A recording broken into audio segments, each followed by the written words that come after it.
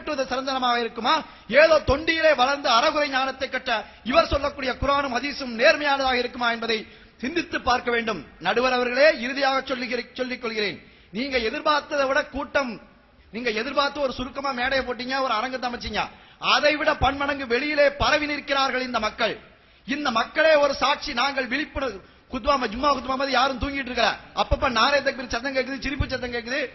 ஆக விழிப்புணர்வோடு இருந்து கொண்டிருக்கிறார்கள். நீங்கள் சொல்வதை கேட்ச் பிடிக்கிறார்கள், நீங்கள் சொல்வதை ஏற்றுக்கொள்கிறார்கள், அதை தனது ஊரிலே செயல்படுத்துவதற்கு காத்துக் கொண்டிருக்கிறார்கள். எனவே விழிப்புணர்ச்சி பெற்றது மக்கள் சமுதாயமே. அந்த மக்கள் சமுதாயம் விழிப்புணர்வு பெற்றதன் காரணத்தினால்தான் இந்த தௌஹீத் போலி தௌஹீத் ஜமாத் இன்றைக்கு களையெடுக்கப்பட்டுக் கொண்டிருக்கிறது என்று ஆணித்தனமாக கூடி விடைபெறுகிறேன். அஸ்ஸலாமு அலைக்கும் வரஹ்மத்துல்லாஹி வபரகாத்துஹு. குர்ஆனுடைய வசனத்துக்கு எப்படியெல்லாம் இல்லாத பொல்லாத அர்த்தத்தை வைக்கிறாங்க அப்படிங்கிறதுக்கு சில உதாரணங்கள் சொன்னாங்க. அப்படித்தான் இன்னைக்கு சில இளைஞர்களும் குர்ஆனுடைய வசனத்தை தப்பா புரிஞ்சுக்கிட்டு அஸ்துமாரோட்ட போய் கேள்வி கேட்கறது. ஒரு இளைஞர் ஹஸரத்துல போய் கேட்டாரு, ஹஸரத், அல்லாஹ் குர்ஆன்ல சொல்றான், வலக்கும் ஃபீஹா மா தஸ்தஹி அன்ஃபுசுக்கும், நீங்கள் விரும்பினதெல்லாம் சொர்க்கத்துல கிடைக்கும் அப்படின்ட்டு, நம்ம என்ன விரும்பினாலும் கிடைக்குமா ஹஸரத் அப்படின்றாரு. கிடைக்கும்டாங்க. என்ன விரும்பினாலுமா? ஆமான்னாங்க ஹஸரத். இப்ப இளைஞர் கேட்கிறாரு, அப்படின்னா சிகரெட் கிடைக்குமா ஹஸரத் அப்படின்றாரு. ஏன்னா இவருக்கு அதுலதான் ஒரு அக்கறை. ஹஸரத் கொஞ்சம் விவரமா இருந்தாங்க, அதனால பதில் சொன்னாங்க, சிகரெட் கிடைக்கும், ஆனா நீ அதை பத்த வைக்கிறதுக்கு நீ நரகத்துக்கு தான் போகணும், அங்கதான் நெருப்பு இருக்கு அப்படின்றாரு இருந்தாரு. இப்போ குர்ஆனுடைய வசனத்தை கேள்வி கேட்கணும்னு நினைச்சுக்கிட்டு சில பேரு எப்படியெல்லாம் கிளம்பி இருக்கிறாங்க அப்படிங்கறத அழகா சொன்னாரு.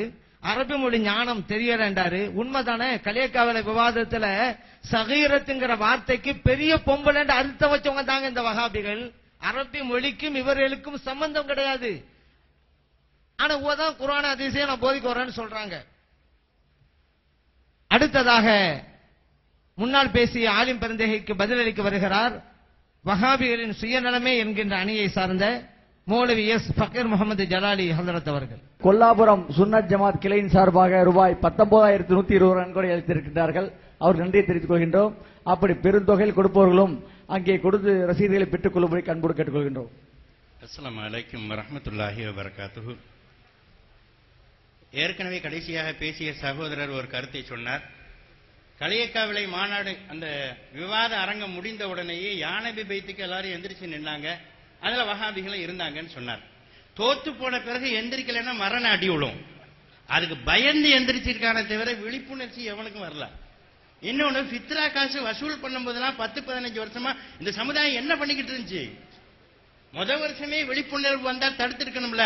என் சொந்தக்காரனுக்கு நான் கொடுப்பேன், நீ என்னடா வசூல் பண்றது என்று கேட்டிருக்கணும். மாற்றமா 15 வருஷமா இவர் சும்மா இருந்தாராம்.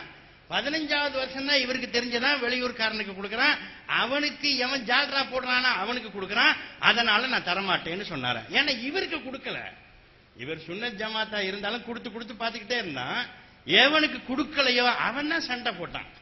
எனவே விழிப்புணர்ச்சி என்பதல்ல, அந்த சுயநலம் வெளியே வந்த போது இவர்கள் திருப்பி அடிக்க ஆரம்பித்தார்கள்ங்கிறதா. இன்னொன்னு, இந்த படிச்சவங்க இருக்கிறாங்கல்ல, மன்னித்துக் கொள்ளுங்கள், படித்தவர்கள் என்கிற பெயரிலே நிறைய பேர் என்ன பண்ணாங்கன்னா, இந்த ஆலிம் சாக்கள் ஆரம்ப காலத்துல இவர்களை எதிர்த்து ஜும்மாவில் பேசும்போது சொன்ன, அதெல்லாம் ஏன் பேசுறீங்க? அவங்க சொல்றதுலயே நல்லது இருக்கத்தானே செய்து, நீங்க ஏன் அதை போட்டு ரொம்ப வலியுறுத்துறீங்கன்னு சொன்னாங்க. ஆலிம் சாக்களால் பள்ளிவாசல்ல போர்டு வைக்கப்பட்டது 1990 95 ஆலிம் சாக்கள் நின்னு போர்டு வச்சாங்க சில ஊர்ல. அந்த போர்டுல என்ன இருந்துச்சு தெரியுமா?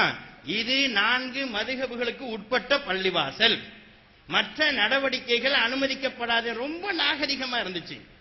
ஆனா 2000க்கு பிறகு இவனுங்க வழக்கு வழக்கு வழக்குன்னு ஏராளமான வழக்கு போட்டு நிர்வாகத்தை சாவடிச்சான். ஆலிம்சா கொஞ்சம் ஒதுங்கிட்டார். ஒதுங்கின உடனே இவங்க என்ன பண்ணாங்கன்னா, தான் அடி வாங்கின உடனே ஏன் ஆலிம்சா அதெல்லாம் பத்தி பேசிக்கிட்டு இருக்கேன்னு சொன்ன ஆட்கள்லாம் பெரிய போர்டு வச்சிருக்கான். கையாட்டுறவன், காலாட்டுறவன், தலையாட்டுறவன், கூட்டுதுவா ஓதாம எந்திரிச்சு போறவன், இவ்வளவு நீள பட்டியல் இருக்கு. ஏப்பா இதைத்தானே நாங்க நாகரிகமா சொன்னோம். நாங்க சொல்லும் போது உணர்ச்சி வரலையா, அவர் அடி வாங்கும் போதுதான் உணர்ச்சி வருதான்.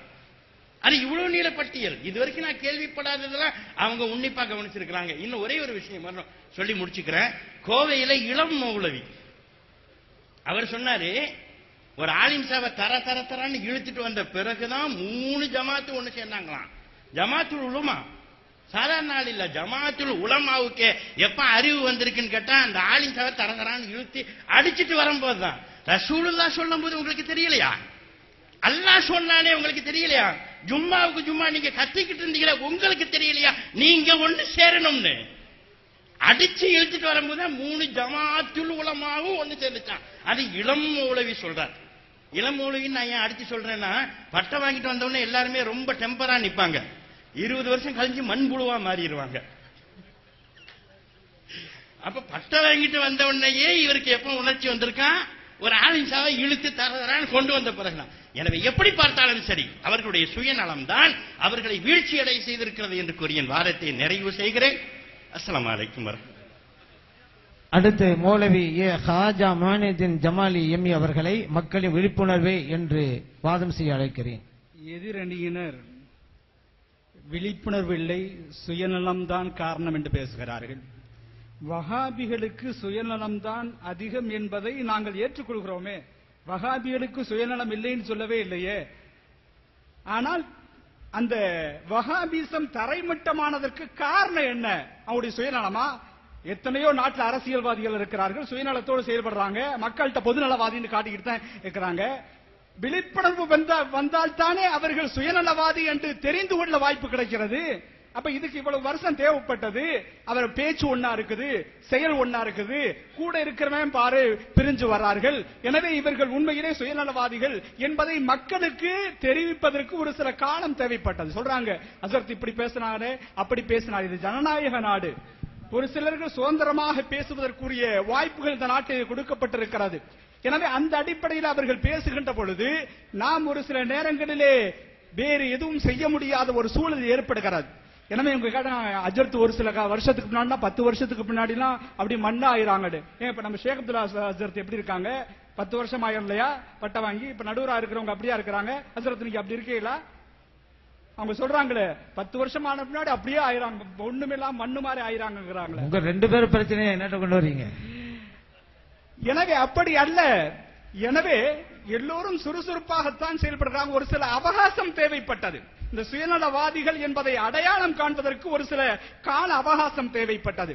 இந்தியா டுடேல எழுதியிருக்காங்க, தேவபந்திகள் பெரேலேவிகள் இப்படி எழுதியிருக்கிறார்கள் என்று சொல்லி ஆர்ப்பாட்டம் நடத்தினாங்க. அப்ப ஆர்ப்பாட்டம் நடத்துகின்ற பொழுது என்கிட்ட வந்து சொன்னாங்க, இது மாதிரி இப்படி ஆர்ப்பாட்டம்னா நாங்க நடத்தணும் அப்படின்னு சொல்லி. சரிப்பா, மாவட்ட ஆட்சித்தலைவர்ல வாவுக்கு எடுத்து ஒரு துணைக்கால போட்டாரு. அவன் என்ன, மாவட்ட ஆட்சித்தலைவர் வருகிறார் என்று சொல்லி எல்லாரும் படிக்க ஆரம்பிச்சிட்டாங்க.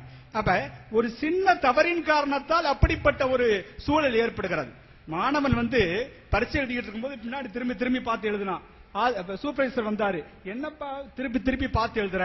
பாருங்க சார், கொஸ்டின் பேப்பர்ல தயவு செய்து பின்பக்கம் பார்க்கவும் என்று எழுதப்பட்டிருக்கு, பிளீஸ் ஸ்டாண்ட் ஓவர் என்று எழுதியிருக்கும். அப்பா பின்பக்கம் பார்க்க அடுத்த பக்கம் என்ன கொஸ்டின் இருக்குன்னு பார்க்கணும்பா, பின்னாடி என்ன எழுதுறான்னு சொல்லி பார்த்து எழுதாத என்று சொல்லி அவர் விளக்கம் கொடுத்தார். எனவே இது போன்று நம் மாணவன் எப்படி தவறாக விளங்கிக் கொண்டானோ அதே போன்று குர்ஆன் ஹதீஸை தவறாக இவர்களும் விளங்கி மற்றவர்களையும் வழி கொடுத்துக் கொண்டிருக்கிறார்கள். எனவே இவற்றை ஒரு சில கால அவகாசம் தேவைப்பட்டாலும் கூட இன்றைக்கு இருக்கக்கூடிய சமுதாயம் தெளிவாக உணர்ந்து கொண்டது. எந்த அளவுக்குன்னு சொன்னா, இன்னைக்கு இஸ்லாத்தை தழுவிக்கிறதுக்கு வசூல் கூட பண்ண முடியல, அதை ஏத்துக்கறல. எந்த ஊர்ல எந்த கிராமத்துல யார் இஸ்லாத்தை தழுவுறா அதையெல்லாம் எங்களுக்கு சொல், இப்படி சும்மா கூட்டம் போட்டு ஏமாத்தாத என்று சொல்லி அவங்க தௌஹீத்வாதிகள்